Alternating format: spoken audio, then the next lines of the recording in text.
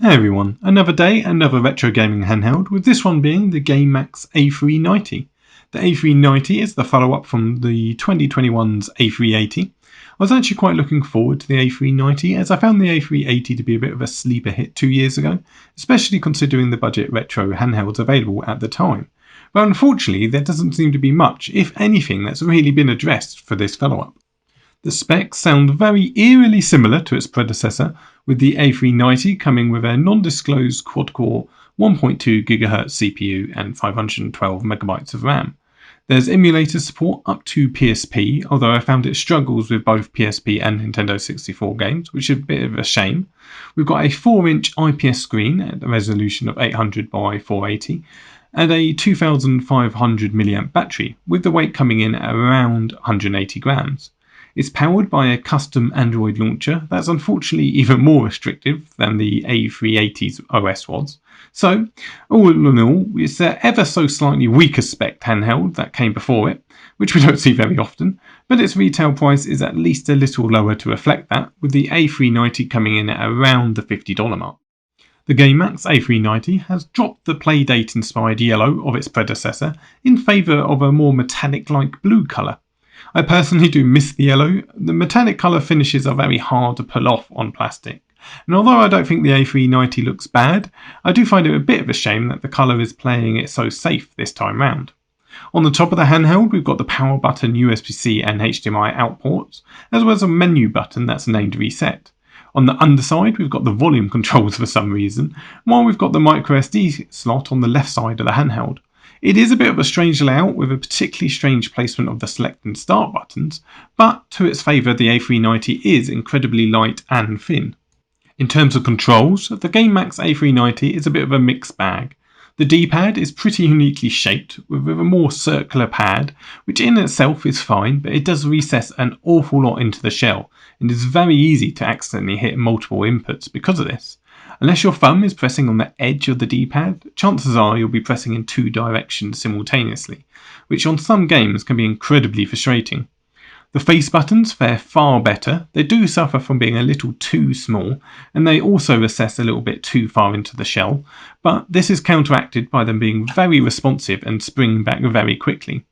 Both joysticks, click-in, are great examples of the Switch-style joysticks, offering great level of control, which is a shame as the handheld's not powerful enough to make good use of them. The digital trigger shoulder buttons are pretty condensed as well, but are very easy to press and very responsive too. You can press them fine even on their edges, and considering how small they are actually pretty impressive. So ultimately it's a real shame that the A390 is let down by its D-pad, as it's otherwise not a bad control setup, all things considered. Although the select and start button placement is a bit crazy. So, having a look at the A390 stock firmware, it's not terrible overall, although it seems to be built on Android with no way that I could find to get into Android proper. I also couldn't find a way to utilise the wireless features of the A390, which is a bit strange considering there seems to be a GameBox store that looks like it should support it. It's also occasionally frustratingly buggy, with my unit altogether missing the Super Nintendo emulator, and some games just not launching at all. This is all a little annoying as, like other aspects of the handheld, it's not terrible, it just feels underdeveloped elsewhere. So I'll cut to some gameplay now and summarise up at the end.